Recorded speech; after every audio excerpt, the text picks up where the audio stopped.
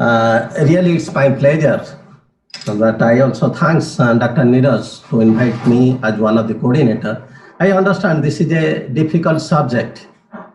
However, we'll try to make the topic very simple because as we know that radiation is a multi-step process.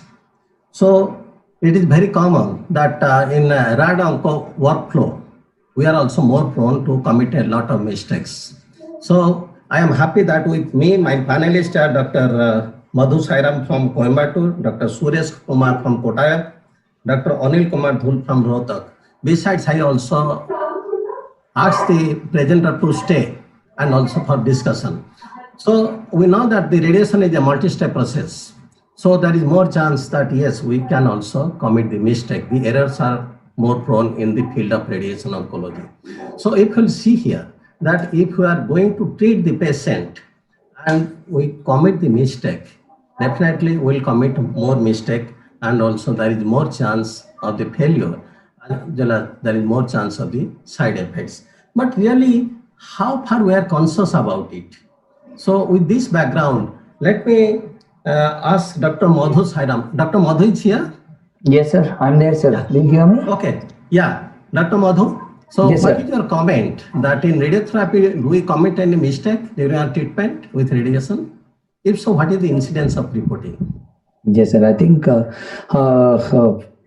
we definitely do commit several mistakes during radiation. Some of them are very minor errors that can be neglected and does not result in a patient outcome change. Whereas there are certain grievous mistakes also made from both the physician and physicist end and implementing end. If I should give you an example of about 4 grave errors that happened in our department in the last 8 years, I should share. In a patient with esophagus, we started off treating with 180 centigrade into 25 fractions. Instead, patient was started on 0.25 gray into 180 fractions. So after 15 days, one of the chart rounds, we found that this was the error and we changed it. By then, patient had developed a lot of symptoms. Another grievous error was change in laterality. Patient with the right-sided parotid tumor was treated on the left side instead, and was found only on the 22nd treatment of this patient. So it had this patient had to go through the treatment altogether, and there was a great error on the laterality. So I okay, think Dr. Madhu, so how far you report this? Do you agree that we are truly reflecting the situations or it is under-reporting? This is for the sake of the forum. This has been reported, sir. I think this was a learning point for the department. So we made our checkpoints. Yeah, it is not with you. It is also with so many departments. So many departments. Yes, you see that a lot of centers that are come out with the linear accelerator nowadays. Correct. Okay. Sir. So correct. Definitely this is a learning curve, and also we are gradually learning in these situations. Yes, sir. But what actually Dr. Mathani also highlighted that why there is under-reporting. Because definitely it is a situation, the unaware of the fact, or then more workload, there is inadequate documentation. There are a lot of factors that comes for which there is also less or the under-reporting of the error that we commit, but we should be very careful. Can I comment, Dr. Senapati? Yeah, boss. Yeah. So actually, it was under-reported, and there is less reporting is being done on within the institution. We are just discussing that is what mostly done. Exactly when we are looking back to the cobalt era, we are making a lot of mistakes in making the tumor off spine at spinal cord tolerance. That is being, that mistake is being. I think that has happened many times. So from that era, we have in a regional cancer center when I was a postgraduate. What we have done is that there is a double check. Actually, a second team is checking whether it has been done on the chart rounds. That era, we have come up a long way now, and we have the system right now. Yeah. So definitely, this is a learning curve, and also we have to develop ourselves. I want to add something, if you allow. Yeah, boss. Okay. One thing that one of my fellow colleagues, he just told that this is a good learning, particularly if there is a sort of error happen in their setup. But I don't think that this is a learning thing. I think this is a matter of administrative action, or may even some other complications may go to litigations also. So that Fine, is a clear fine, for fine. that, and that is Dr. Anil, I also agree with you. But see yeah. that gradually we are learning, and also we have to be very cautious. And it is for the betterment of us as well as for the betterment of the patient. It's not the scenario here. This is also in developed countries the same scenario, but they have a good audits pattern. Okay, now can you highlight at first that we commit the error? Yeah, basically, as you mentioned that it can be on two levels, that at the level of planning and at the level of execution.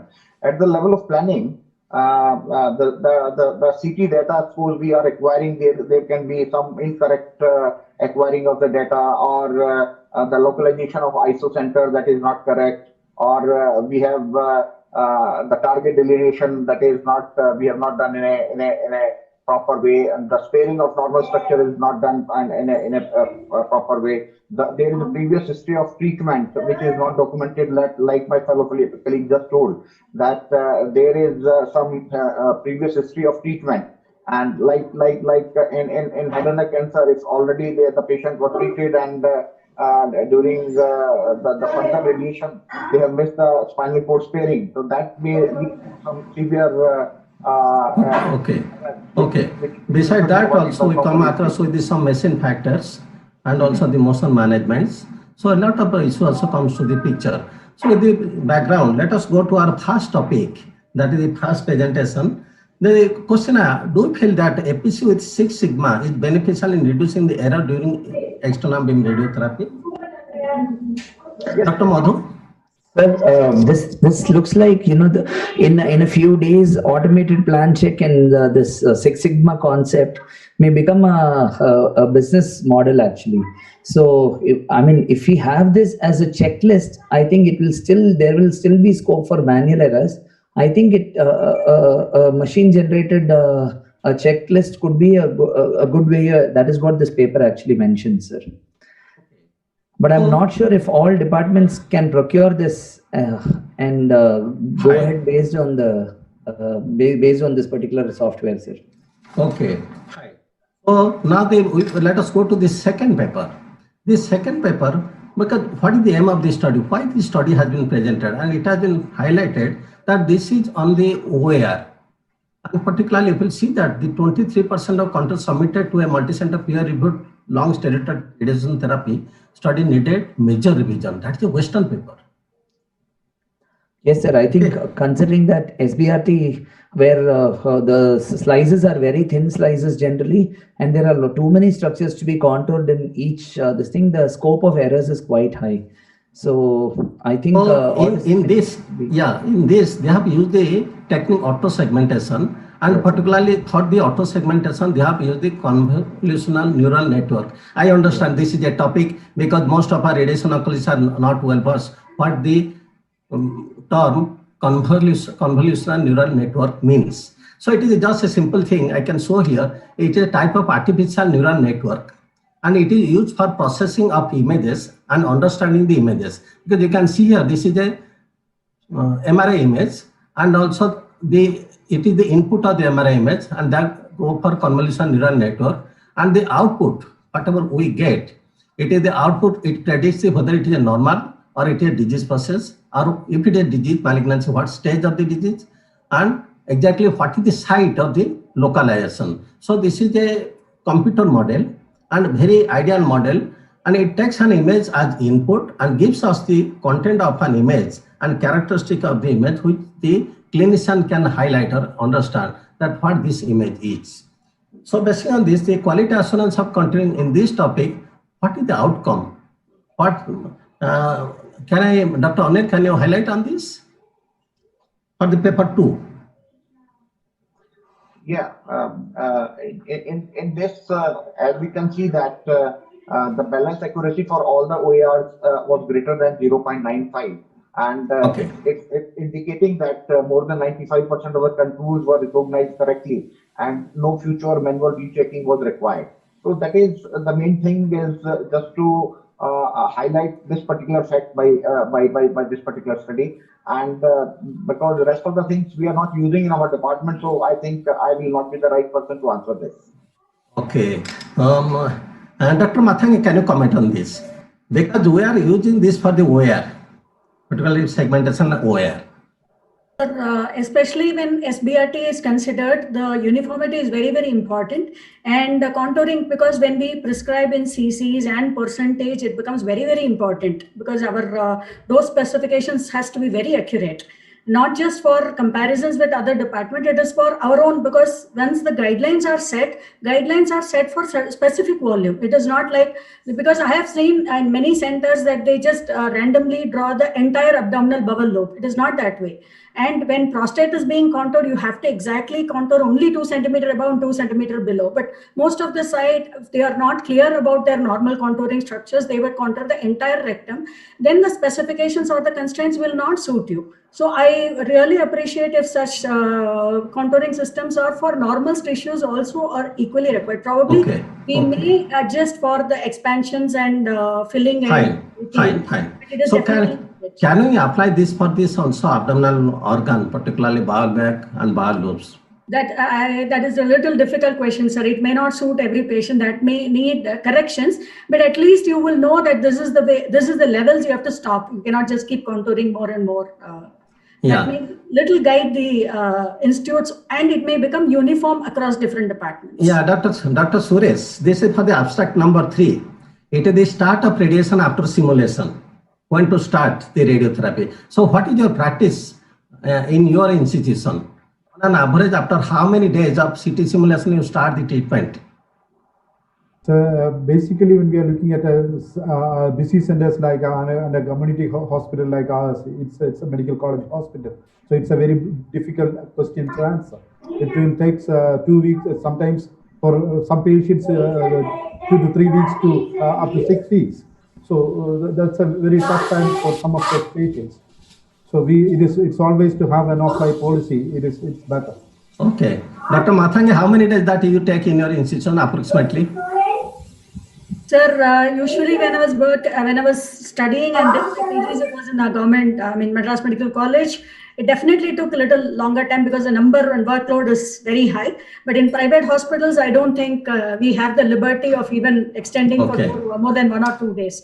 So I think this may not suit the private hospitals. Even if So what's your comment on the going for the second physics audit? I think all of you agree it's not a big issue. We do it as a pattern, sir. We do it as a pattern in our hospital. If there is no second physicist audit, we don't take the patient for treatment. This has helped, in fact, in a patient, sir. In fact, what happened is we had planned a patient with breast conservation surgery with MT-LT and supraclavicular field, but unfortunately, the physicist has not scheduled or approved the supraclavicular plan alone. That really helped in the second physicist audit because this would have been a catastrophe and the patient would have not received the treatment. This really helped us. Okay, this is about the 4th one. It should be incorporated, sir. It should be there. Yes, good. So this is about the 4th paper, and already Dr. Mathangi also highlighted how frequently you go for internal audit in your department. All of you, any one of you can also comment. How frequently we can go for the internal audit in our department? Sir, we usually do once a month only. And I think with the COVID scenario, that has also stopped in the last few let us forget COVID period. Few months. Let us think. Yes, sir. Okay. The technologists have an internal chart rounds among themselves, and the technologist rounds happens every week. So we felt that the technologists are able to pick up many small errors made, and all the combined department rounds actually goes on once a month in our department, sir. Okay. Dr. Suresh, do you like to comment? Sir. For us, we are doing it on a weekly schedule, and for selected care, it is not for all patients to be exactly, because for those patients on IMRT, we are doing it on weekly schedule with the physicist and the RTT. Yeah. So with this, I think we can come to one consensus that how can we detect and avoid these errors? So we know that as usual, the conventional procedure, traditional methods are pre-treatment review by physicians, manual verification, and also chart round. Chart round is a Western concept. But in Indian scenario, we can also say that yes, it is also a departmental audit. Taking one of the radiation oncologist, one of the physicists, and also one of the dosimetrists, and also we can go for review. And there are some computer models that have been also come out, like the ROILS, particularly this Western, the Astro has already devised this automated plan check and Sigma 6, and also convolutional neuronal network.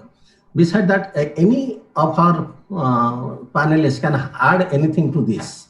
Basically, what I am thinking about is that, can we have a quality assurance from between centers, basically collaborating centers, so that can improve upon the other centers, because in our country, which is very vast, because we all centers do not have all facilities. So the upcoming centers needs support. So is it possible to have yes. Yeah, Dr. Vivek, I am going to end this session. So particularly, I understand that if we will be careful for the errors or the mistakes that we commit day by day, so that we can also cure the disease, and also we can also decrease the toxic, so that we can have a better therapeutic ratio. Thank you, Dr. Vivek. Yes, Dr. Matayan, do you like to comment? Sorry to end. I just have one thing. We have always been saying that error reporting has to happen.